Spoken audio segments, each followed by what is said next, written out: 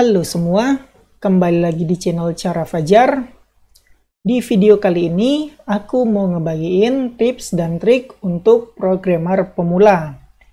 Sebenarnya ini masih kelanjutan dari video tips dan trik yang mengenai extension VS Code yang berguna untuk membuat website. Jadi yang kemarin itu kan udah pernah aku bikin tuh 5 extension yang berguna. Part satunya, sekarang ada 5 extension lagi yang berguna, bakal aku bikin sebagai part 2-nya. Nah, teman-teman perhatiin gimana extension ini akan membantu kita dalam pembuatan website. Oke, nggak usah berlama-lama, kita mulai videonya sekarang. Extension yang mau aku share, yang pertama ada yang namanya CodeSnap. Nah, CodeSnap ini berguna untuk ngeprint screen codingan kita. Manfaatnya, kita bisa nge-share codingan kita. Misalnya, kalau misalnya kita mau nanya ya ke orang kan di forum, pasti orang yang mau ngejawab itu bilangnya, mana screenshotnya, coba lihat. Nah, CodeSnap ini ngebantuin kita dalam masalah itu. Jadi kita bisa dengan mudahnya nyediain screenshot dari codingan kita untuk orang yang mau ngejawab dari pertanyaan kita itu. Langsung aja ya kita cobain. Ini text editor VS Code, tinggal buka aja yang bagian extensions dan dicari aja. Namanya adalah CodeSnap. Nah, kayak begini.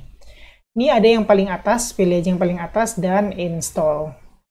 Tungguin dia bakal install. Kalau udah selesai, udah ada tulisan uninstall dan disable, berarti udah selesai. Sekarang kita coba gimana penggunaan CodeSnap ini. Buka salah satu file, aku buka yang login.php ini aja. Ini close dulu biar lebar. Nah, misalnya aku bingung nih, mau nanya ini. Aku nggak ngerti masalahnya apa. Aku mau nanya di forum supaya ada orang yang bisa jawab pertanyaan aku. Nah, cara orang yang ditanya di forum, ada yang nanya, ada yang bilang, mana coba liatin codingannya kayak gimana. Nah, untuk memperlihatkan codingannya gampang aja. Setelah menginstal CodeSnap, kita bisa blok codingan kita yang mau kita tanyain, yang mau kita screenshot. Nah, misalnya aku bakal sampai sini, aku blok. Kalau udah keblok, klik kanan. Nih ada tulisan atau pilihan CodeSnap. Tinggal diklik aja. Ini dia hasil dari snap atau screenshot dari codingan kita. Nah, kalau udah jadi, kita tinggal pencet tombol yang ada di sini. Nih, pencet aja, bukan tombol ini image kayaknya. Pencet aja image ini. Nah, kita bakal bisa nge-save gambar ini ke dalam folder kita. Nah, kita bisa rename, terus udah selesai di save, lalu masuklah ke forum dan posting gambar dari codingan kita ini supaya orang yang mau ngejawab itu bisa ngeliat codingan kita dan ngebantuin kita ngejawab permasalahan codingan kita. Extension kedua yang mau aku share yaitu namanya Rainbow Text. Bukan teks tapi tags. Tag ya, tag ini. Ini namanya tag. Nah, dia Rainbow Tag namanya. Jadi dari katanya aja rainbow berarti warna-warni. Ini masih sama kayak yang sebelumnya aku share juga, yang rainbow indent, ini rainbow tag. Jadi kalau rainbow ini indent ini kan ininya yang berwarna-warni tuh. Indent-indentnya atau tab-tabnya. Nah, kalau rainbow tag, tag-nya yang berwarna-warni. Sama fungsinya untuk membedakan atau ngasih tahu di mana buka tag-nya, di mana tutup tag-nya. Langsung aja, nggak usah berlama-lama, kita coba install. Namanya Rainbow Tags. Nah, ini yang paling atas, klik aja install, dia bakal install. Kalau udah ada disable dan uninstall, berarti udah sukses ke install. Cara pakainya nggak ada cara pakai, dia langsung otomatis kepake. Nih, tuh. Bisa dilihat ya, tadi formnya nggak berwarna hijau, sekarang formnya berwarna hijau. Jadi setiap tag-tag ini buka dan tutupnya warnanya sama untuk ngebedain dari tag lainnya. Nah, ini berguna untuk ngasih tahu kita tag-nya yang buka tag-nya mana, tutup tag-nya yang mana gitu. Pokoknya hampir samalah kayak rainbow indent rainbow, tapi kalau rainbow tag ini untuk tag-tagnya aja yang warna-warni. Lanjut, yang ketiga extensionnya yang mau aku share yaitu namanya ini. Ketik aja Blockman. Nah, teman-teman bisa lihat Blockman. Nah, kalau dilihat apa sih fungsi Blockman ini? Nah, bisa lihat ya, highlight nested code blocks. Jadi, dia meng-highlight atau kayak pandangan kita dibikin lebih fokus ke code yang apa sih? Yang blok-blok code yang lagi kita seleksi. Langsung aja lah, biar lebih jelas aku liatin aja gimana cara penggunaannya. Install aja, udah selesai. Nah, ini bakal langsung otomatis teraplikasi ini Blockman. Kalau dilihat ya ke suatu file login.php, teman-teman lihat tuh. Ini bukan manfaat sih, efek dari Blockman. Misalnya lihat ya, yang gampang dulu. Aku bakal nyeleksi div ini, antara div ini sama div ini, kursornya aku klik di sini. Blockman bakal ngeliatin, oh ternyata div sama div ini bukanya, div ini tutupnya, isinya adalah ini yang dikotakin warna oranye. Nah, kalau misalnya aku lebih luas lagi, aku pilih form, aku klik yang form, Blockman bakal ngeliatin form itu tulisannya kayak begini. Bukan tulisan, sorry. Isinya form adalah ini semua. Jadi kita dalam ngoding bisa lebih fokus nih. Ini nggak sampai keluar-keluar, jadi nggak bingung. Oh ini masih di dalam form apa enggak? Kayak begitu. Jadi dengan adanya Blockman kita bisa lebih fokus ngelihatnya dikotakin warna oranye. Nggak cuma dalam HTML aja, nih PHP juga nih. Misalnya aku mau nyari yang if. Klik aja di if ini, bakal dikotakin isi if itu codingannya dari mana sampai mana. Nah, lihat ketika if yang dipilih, dia ngotakin sampai sini doang, selesai, udah. Else nggak dikotakin. Jadi kita bisa lebih fokus ya, kalau kita lagi mau ngerjain yang if count data lebih besar dari 0, diseleksiin sama Blockman, ini aja kotak yang harus lo kerjain, jangan kerjain yang lain, kayak begitu contohnya. Jadi kayak Blockman ini nyuruh kita fokus deh apa yang lagi dikerjain dengan ngasih tampilan yang kayak begini. Lanjut, extension yang keempat yang mau aku share yaitu namanya Better Comments. Atau kalau diartiin komen yang lebih baik, Better Comments ya. Nah, ini fungsinya cuman lebih ke styling aja atau gaya-gayaan doang. Bisa dilihat nih, ada 4 jenis. Kalau komen biasa kan, sebelum aku install ya, kalau komen biasa kan kayak begini nih. Kita kasih komen, cuman warna abu-abu tuh, ini adalah form. Nah, ini kan cuman abu-abu doang warnanya. Nah, dengan menggunakan Better Comments, komen kita bisa berwarna-warni sesuai kebutuhan kita. Untuk sekarang, secara defaultnya ada 4 jenis. Ini yang biasa important katanya, warna hijau, terus warna merah, biru, dan oranye. Nah, kalau dari defaultnya si Better Comment ya, bisa nggak sih digedein? Oke, nih kalau secara defaultnya dari Better Comments, oranye itu buat to do, artinya kita ngasih komen buat ngingetin, oh ada kerjaan lagi yang harus kita tambah di sini, kayak begitu. Terus kalau yang warna biru ini pakai tanda tanya, secara default dia gunain buat nanya nih. Contohnya, form ini masih digunain nggak sih? Nah, ini mungkin bisa sebagai pengingat dia di minggu depan atau kapan dari form ini atau dari codingan ini perlu diapain, kayak begitu. Kalau yang untuk merah, kalau aku lihat sih ya, secara default yang warna merah ini dia dipakai untuk ngasih tahu hal-hal yang penting, kayak begitu. Contoh di sini ya, deprecate method do not use. Nah, dikasih tahu ini metodenya udah deprecate, nggak dipakai lagi, nggak usah dipakai lagi metode ini. Nah, secara default ada 4 ini. Warna hijau ini kayaknya yang biasa aja deh komennya. Oke, langsung aja kita coba ya. Balikin ke semula dulu. Sebentar, gimana cara balikinnya? Nah, oke. Nah, kita coba install aja. Nah, udah ke-install. Sekarang kita coba back. Nah, aku bakal kasih kasih komen di form ini. Kayak biasa kalau di HTML kan formnya, sorry bukan form tapi struktur komennya gini ya. Tak lebih kecil dari tanda seru min, terus ditutup dengan min lebih besar dari, kayak begitu komen kan.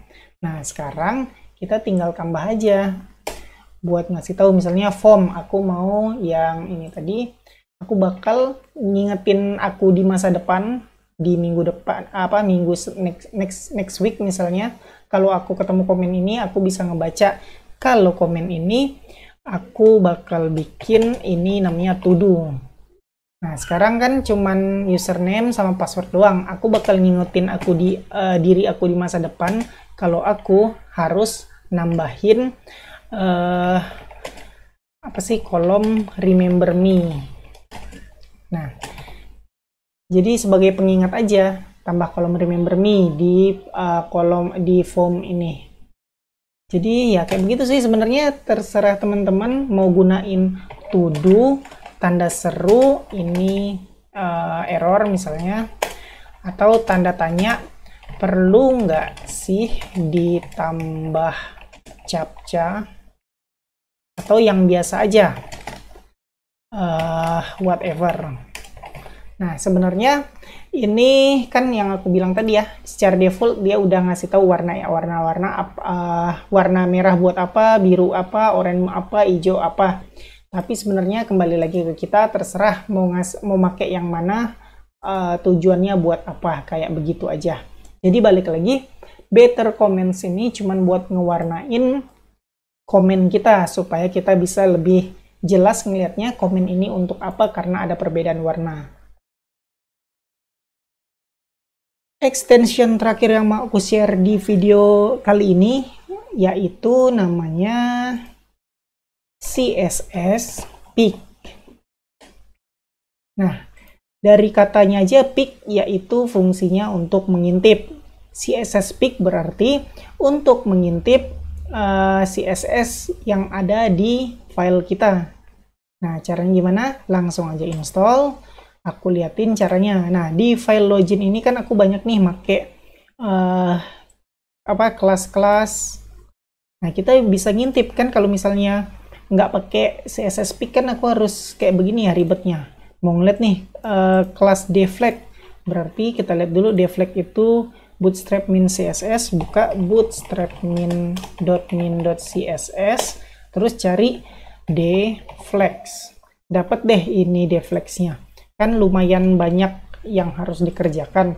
Dengan adanya CSS Pick gampang aja, kita tinggal seleksi, pilih aja yang mau kita cari, terus pencet tombol F12. Kalau teman-teman nggak tahu tombol F12 itu yang ada di atas tombol backspace seharusnya kalau di keyboard komputer, jadi sebelah F11 ya, F12. Nah kita setelah pencet F12 bakal diliatin kayak begini nih, dicariin deflags, stylenya ini display flags important.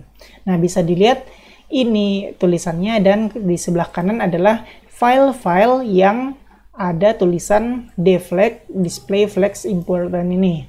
Nah bisa dilihat nih sebelah kanannya satu berarti setiap file ada satu tulisan deflag display bla bla bla bla ini. Nah kalau dilihat tuh, tinggal dilihat aja kita ngincludein file apa sih, bootstrap min.css. Ya udah tinggal lihat aja deh bootstrap min.css yang mana, bootstrap min css, oh berarti ini. Nah inilah yang kita pakai. Mana dia deflagsnya, tuh klik 2 kali aja bakal muncul. Sebentar, kenapa enggak? Nah ini dia, diseleksi, ini dia yang kita gunakan di file kita, kelas deflags. Coba aku tutup dulu sekali lagi, klikkan seleksi terus F12. Nah kita juga bisa langsung ngubah di sini. Contoh aku ngubah yang tadi ya, bootstrap min.css. Misalnya aku klik, muncul ininya, mana dia, aku nggak tahu kenapa ini nggak muncul di sini warnanya. Coba aku buka yang lain, aku klik Tuh, sedangkan yang bootstrap.css muncul, yang min CSS nggak muncul. Nah, mungkin ada bug atau apa, aku nggak tahu, aku belum baca dokumentasinya dari ini. Pokoknya intinya, ketika kita nyari apa, dimunculin file-file mana aja yang ada tulisan yang kita cari. Nah, misalnya aku buka aja yang bootstrap.css, klik, nah kan ada nih di flex display flex important. Aku bisa langsung ngedit di sini. Misalnya aku komenin ya. Tuh, aku komenin, aku save. Nah, udah aku komenin dan aku save, seharusnya bootstrap.css kan berubah kan. Aku coba buka bootstrap.css, aku cari d flex. Nah, ternyata udah dikomenin juga nih. Bukan komen ya. Ternyata di sini ininya bukan komen. Komen di CSS apa sih? Aku lupa. Pokoknya intinya begitulah. Kalau misalnya aku ubah, aduh, ke close deh dia. Nih, ulang lagi, seleksi F12. Kalau misalnya aku ubah di sini, misalnya important ini, klik 2 kali, sorry, ulang lagi. Klik seleksi F12. Nah, misalnya important ini aku hapus di kelas deflect, aku save, di sininya bakal ikut berubah juga tuh. Display deflects-nya juga sampai display flag doang, importantnya kehapus. Jadi, apapun yang kita lakukan di sini, setelah kita save, bahkan ikut berubah di file yang aslinya. Jadi, bukan cuma untuk pick doang atau mengintip, kita bisa ngedit langsung juga dari sini. Dari CSS pick-nya maksudnya. Ya, segitu aja video tips dan trik untuk web programmer pemula kali ini. Sekali lagi, atau untuk yang kedua kalinya, aku udah nge-share extension di VS Code yang aku rasa berguna untuk web programmer. Jadi kalau misalnya teman-teman ngerasa nggak berguna, ya udah nggak usah install. Silakan install yang menurut teman-teman berguna aja. Oke, aku nggak maksain teman-teman ikutin aku install yang tadi. Silakan gunakan yang berguna, silakan buang yang nggak berguna. Oke, kayak begitu aja video kali ini. Kayak biasa, buat kalian yang udah nonton video ini, buat kalian yang suka sama video ini silakan di like. Buat kalian yang udah nonton video ini tapi belum subscribe, silakan di subscribe dulu. Terus hidupin notifikasinya supaya kalau aku upload video baru, kalian dapat notifikasinya dan bisa langsung nonton video terbaru tersebut. Buat kalian yang ngerasa video ini berguna dan bermanfaat, silakan share sebanyak-banyaknya supaya teman-teman kalian juga tahu tentang video ini dan mendapatkan manfaatnya. Makasih udah ngikutin video ini sampai selesai. Kita ketemu lagi di video selanjutnya.